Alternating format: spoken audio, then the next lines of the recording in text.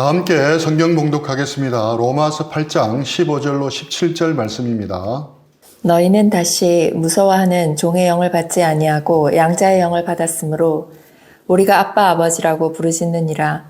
성령이 친히 우리의 영과 더불어 우리가 하나님의 자녀인 것을 증언하시나니 자녀이면 또한 상속자 곧 하나님의 상속자요 그리스도와 함께한 상속자니 우리가 그와 함께 영광을 받기 위하여 고난도 함께 받아야 할 것이니라. 아멘.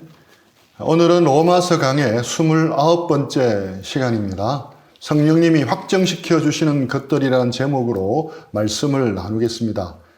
지난 시간 우리는 온 우주를 창조하시고 다스리시는 하나님, 광대하시고 존귀하신 하나님이 좁고 작은 성막 가운데 오셔서 이스라엘 백성들과 함께 해주셨다는 것에 대해 나누었습니다. 이해하기 힘든 놀라운 축복입니다. 그런데 그것보다 더 큰 축복이 있다면 그 하나님이 우리 마음속에 성령 하나님으로 내주하고 계신다는 것입니다. 거룩하시고 존귀하시고 광대하신 하나님이 만물보다 거짓되고 부패하고 한낱 먼지처럼 작은 미물에 불과한 우리 마음에 내주하고 계신다는 것 자체가 놀라운 복음입니다.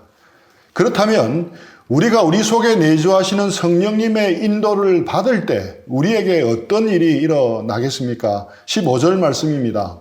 너희는 다시 무서워하는 종의 영을 받지 아니하고 양자의 영을 받았으므로 우리가 아빠 아버지라고 부르짖느니라. 이 구절에서 대조되는 것이 종의 영과 양자의 영입니다. 우리는 양자의 영을 받았으므로라는 부분을 들을 때 조금은 부자연스럽습니다.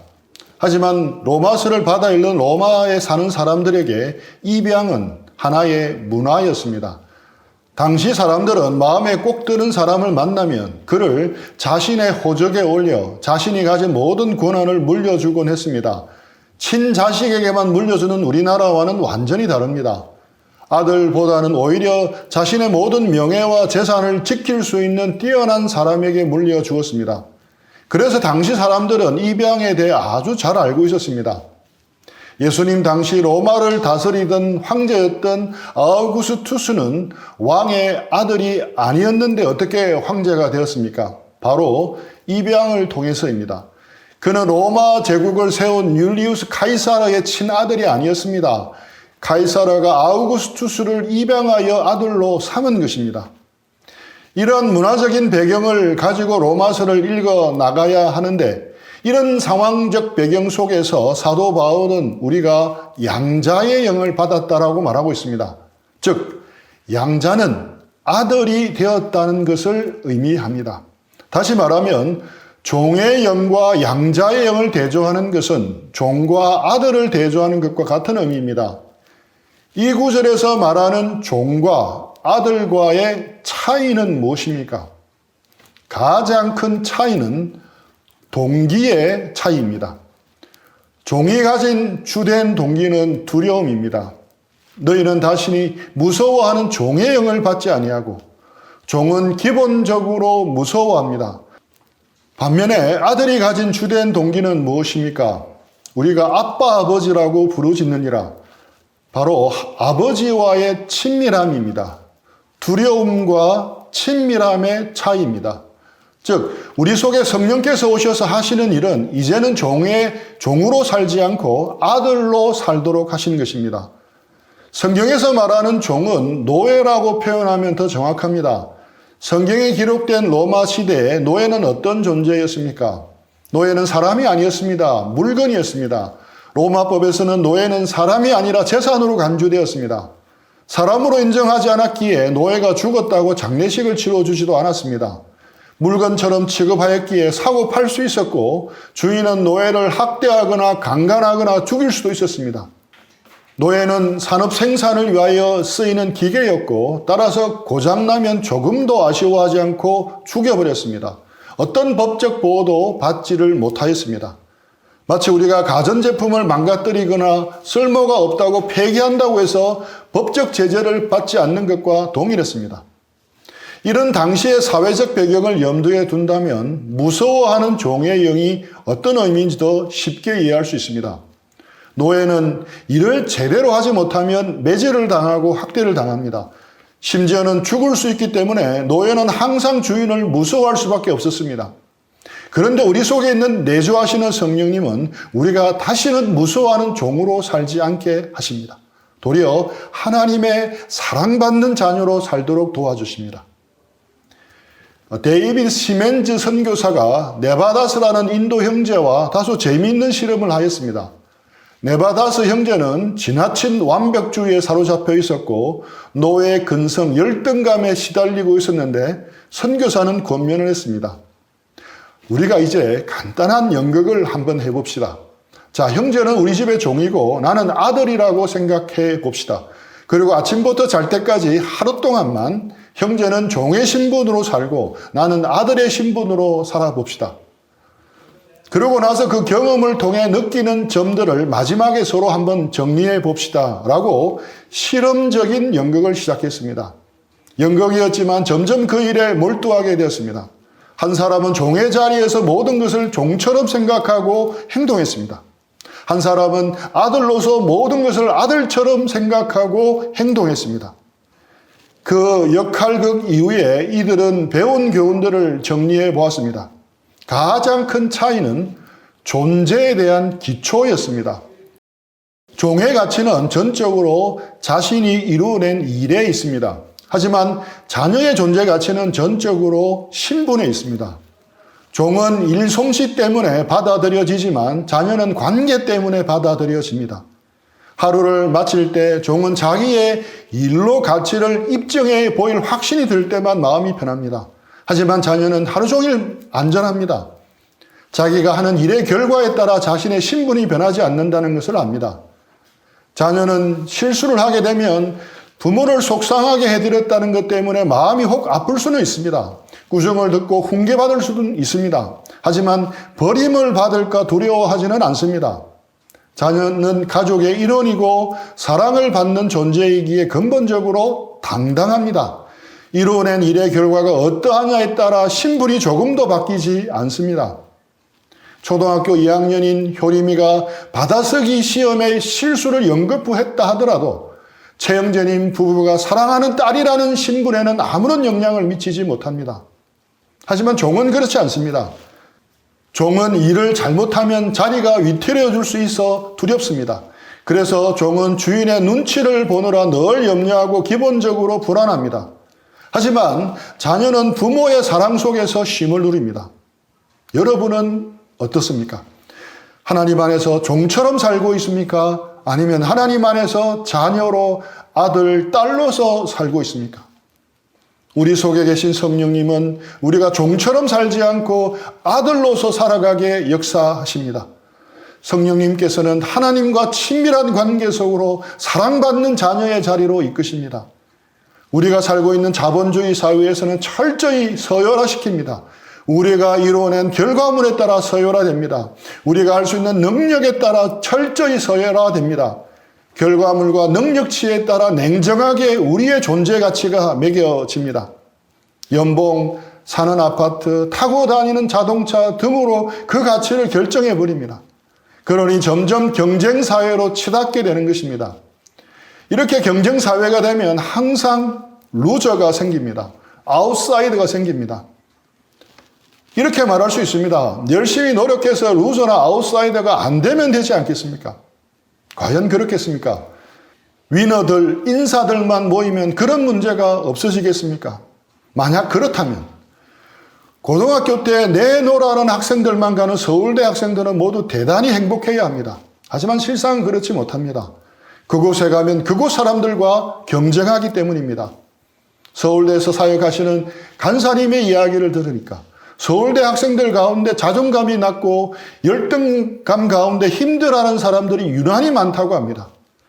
포항공대에서 사역하셨던 간사님의 말을 들으니 학업 스트레스가 많아서 자살하는 학생들이 늘어나자 학교에서 자살을 방지하기 위해 저녁에는 전원 기숙사 생활을 하는 캠퍼스에 좋은 음악을 틀어놓기까지 한다고 합니다.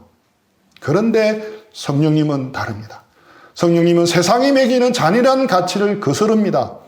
그렇지 않다는 것을 우리에게 확정해 주십니다. 우리가 이루어낸 일과 결과물, 우리가 가진 능력으로 우리의 존재 가치를 확인하는 종의 삶에서 벗어나게 하십니다. 우리가 하나님의 사랑받는 자녀임을 확정해 주십니다. 있는 모습 그대로 하나님 앞에 귀한 존재임을 깨닫게 해 주십니다. 천지를 창조하신 창조주 하나님을 우리가 아버지로 모실 수 있게 하십니다. 아빠라고 부를 수 있는 친밀한 관계로 이끄십니다. 성령님은 바로 이런 자리로 우리를 인도하시는 것입니다. 세상은 우리를 두려움의 자리로 이끕니다. 사탄은 아담과 하와를 두려움의 자리로 이끌었습니다. 아담은 죄를 짓고 난 후 하나님을 피해 숨었습니다. 하나님을 마주대하기가 두려웠던 것입니다. 사실 자신의 죄의 모습을 직시한다면 그 누가 감히 하나님 앞에 두려움 없이 나갈 수 있겠습니까? 어떻게 감히 하나님을 아버지라고 아빠라고 부르면서 하나님께 나아가 안길 수 있겠습니까? 하지만 우리 속에 계신 성령님은 그렇게 할 수 있도록 우리를 인도하십니다. 우리가 죄를 지었음에도 불구하고 주님의 보혈을 의지해서 친밀한 하나님의 자녀로서 살도록 이끄시는 것입니다. 성령께서 이런 친밀한 자녀로서 하나님과의 관계를 맺도록 인도하시고 정언하시는 것입니다. 16절 말씀입니다. 성령이 친히 우리의 영과 더불어 우리가 하나님의 자녀인 것을 증언하시나니.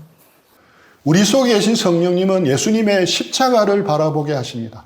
우리는 실수가 많고 연약하고 죄를 짓고 자백하고 나도 또 지을 경우가 많지만 십자가에서 보여주신 하나님의 사랑과 용서를 믿게 하십니다. 그 은혜를 힘입어 하나님께 나아갈 힘을 주시는 것입니다. 그럼에도 불구하고 내가 너를 사랑한단다 라는 하나님의 마음을 전해주시는 분이 바로 성령님입니다. 좋은 대학원에 진학하고 좋은 기업에 취직한다는 것은 좋은 일입니다. 하지만 그렇다고 해서 열등감이 다 사라지고 자존감이 높아지는 것은 결코 아닙니다. 회복 탄력성의 원리처럼 시간이 좀 지나면 원래대로 돌아오게 마련입니다. 하지만 있는 모습 그대로 받아주시고 품어주시는 하나님의 사랑을 알 때 우리는 비로소 변함없는 자존감을 가질 수 있습니다. 우리가 하나님의 사랑받는 자녀임을 알 때 우리는 비로소 완전하게 우리의 존재 가치를 바로 알게 되는 것입니다. 성령이 친히 우리 영과 더불어 우리가 하나님의 자녀인 것을 정언하시나니 성령께서 바로 이 하나님의 마음을 우리에게 전달해 주시며 이 하나님의 사랑의 말씀을 우리가 알아듣도록 통역해 주시는 것입니다. 17절 말씀입니다. 자녀이면 또한 상속자 곧 하나님의 상속자요 그리스도와 함께한 상속자이니 우리가 그와 함께 영광을 받기 위하여 고난도 함께 받아야 할 것이니라. 또 우리가 하나님의 자녀가 되었다는 것은 또 다른 중요한 의미가 있습니다. 자녀이면 또한 상속자 곧 하나님의 상속자요. 하나님의 자녀가 되었다는 말은 다른 의미로 하나님의 상속자가 되었다는 의미입니다. 하나님이 준비하신 유산을 다 가질 수 있는 자녀가 되었다는 의미입니다. 노예는 몇 대를 걸쳐 그 집에 살아도 상속을 받지 못합니다. 하지만 우리는 하나님의 자녀가 되었기에 하나님의 상속자가 되는 것입니다. 상속을 받는 것 중에 가장 중요한 것은 무엇입니까? 우리가 그와 함께 영광을 받기 위하여 바로 예수님과 함께 영광을 받는 것입니다. 그런데 하나님의 상속자는 무엇이고 그리스도와 함께한 상속자는 또 무엇입니까? 그리스도와 함께한 상속자는 직역하면 공동상속자라는 말입니다.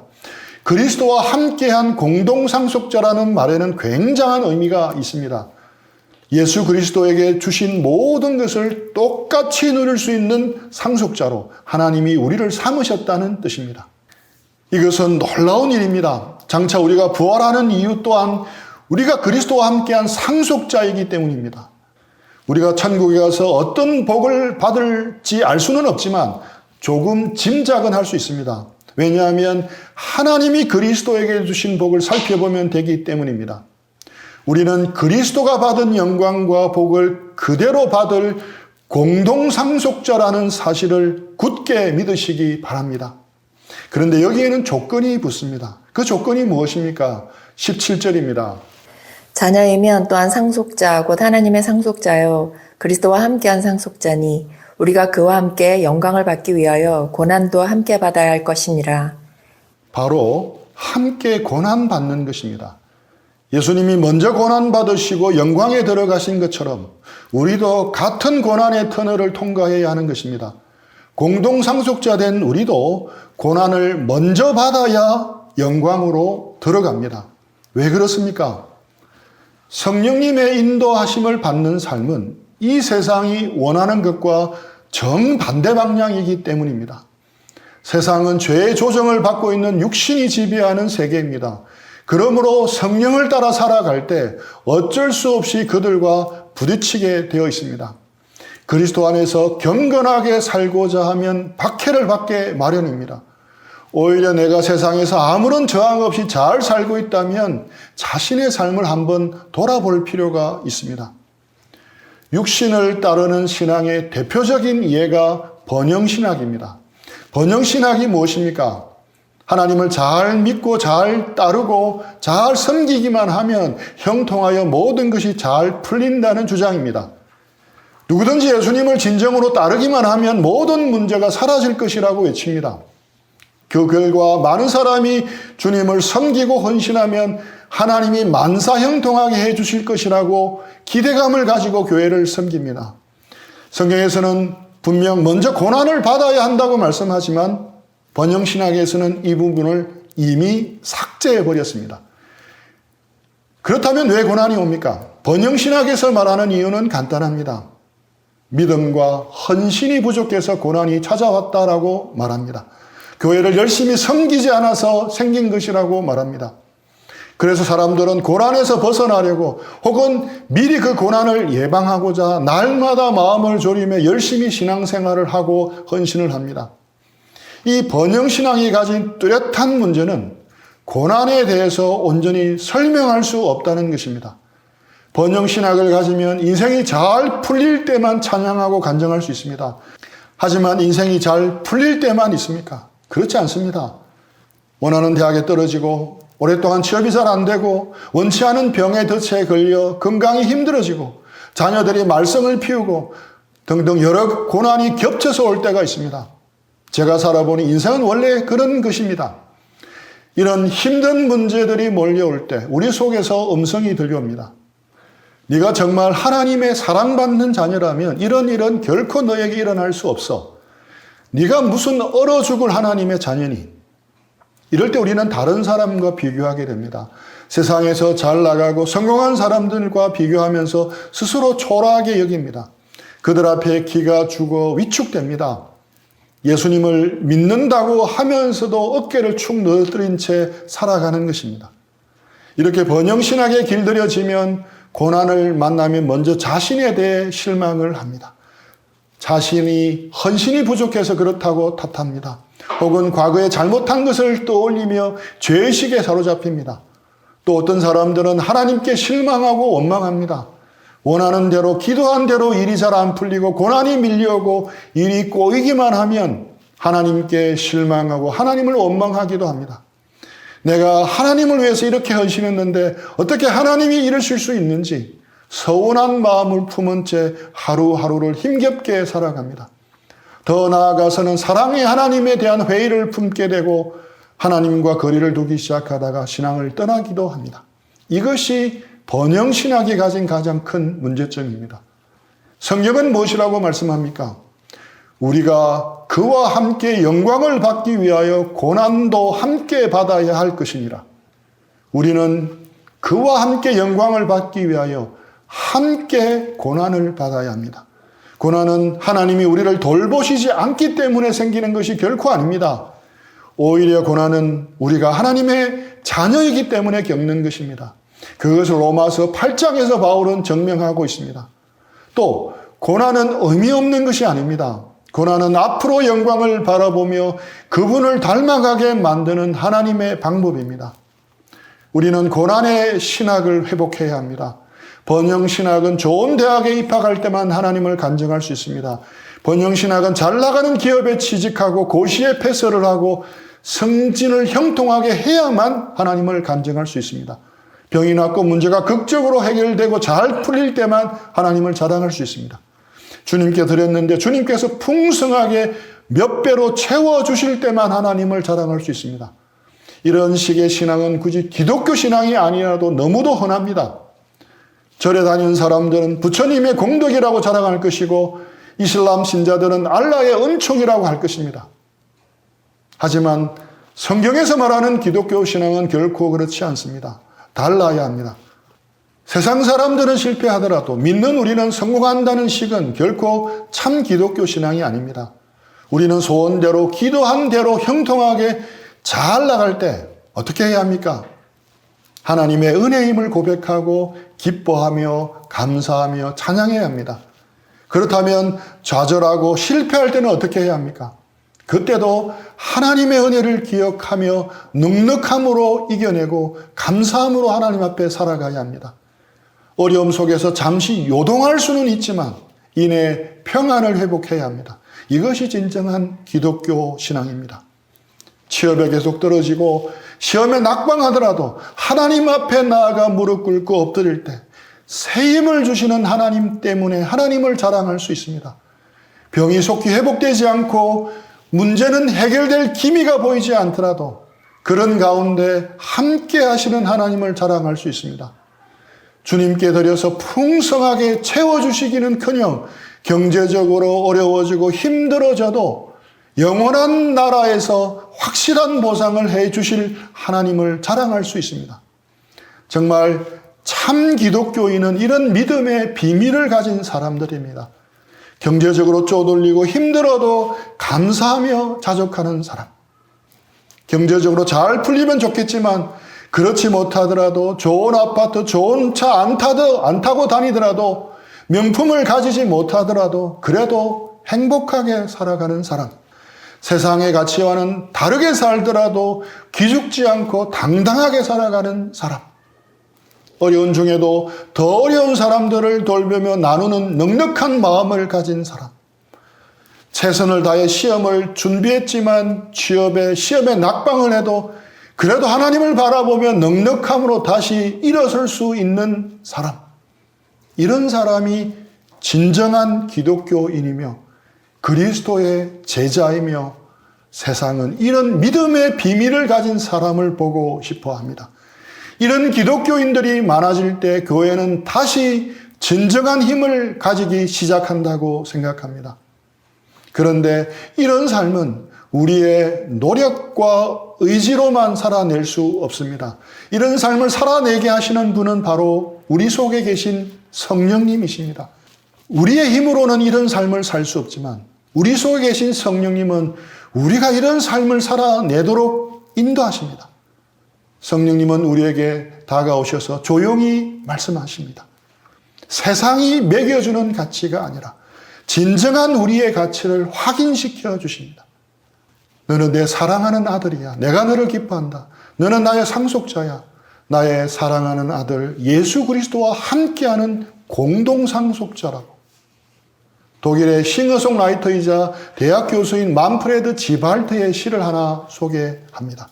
누가 너를 사랑하는가 하는 시입니다. 너의 능력이 사라진 후에도 누가 너를 사랑하는가? 내가 일할 힘이 없어졌을 때도 너를 사랑하는 이가 있는가? 내가 꽂아 놓은 보릿자루처럼 가만히 있어도 내가 있다는 것만으로 기뻐하는 이가 있는가? 내가 가진 지식과 능력과 소유를 먼저 묻지 않는 자가 누구인가? 누가 너를 사랑하는가? 내 예쁜 눈을 사람들이 좋아하고 깨끗한 피부를 사람들이 칭찬하고 멋진 외모의 시선이 쏠릴 때 그러나 진정 너를 사랑하는 이는 누구인가? 그들이 너의 의견을 존중하고 내 주장을 인정하며 내 지식과 논리에 박수를 보내지만 그러나 진정 누가 너를 사랑하는가? 하나님은 내가 바닥에 있는 바로 그 순간 하나님의 사랑을 맛보여 주신다네. 하나님은 이미 오래전에 너를 가슴에 품으셨네. 내가 그를 전혀 알지 못했던 그때 그의 아들이 내 죄를 다 걸머지고 그 죄 때문에 죽지 않으셨던가? 그는 선물을 주시려고 가난한 이들을 초대하는 분이 아니신가? 그가 너를 사랑하네. 누가 너를 사랑하는가? 그가 너를 사랑하네. 바로 하나님입니다. 그 하나님의 놀라운 사랑을 확증시켜 주시는 분이 바로 우리 속에 계신 성령님입니다. 때로는 견디기 힘든 고난 속에서도, 힘든 역경의 한가운데서도 성령님은 십자가에서 이미 확정되어 보여주신 하나님의 사랑을 다시금 부어주십니다. 이 땅에서 자꾸자꾸 실패하고 고난의 장벽이 높게 보이더라도 그 순간에도 성령님은 그래도 사랑받는 친밀한 자녀임을 일깨워 주십니다. 그래서 성령의 도우심이 없이는 참 기독교인으로 이 땅을 살아낼 수가 없는 것입니다. 우리 모두 우리 안에 계신 성령님의 놀라운 동행하심과 도우심과 은혜를 충만히 누리는 한 주가 되기를 축복합니다.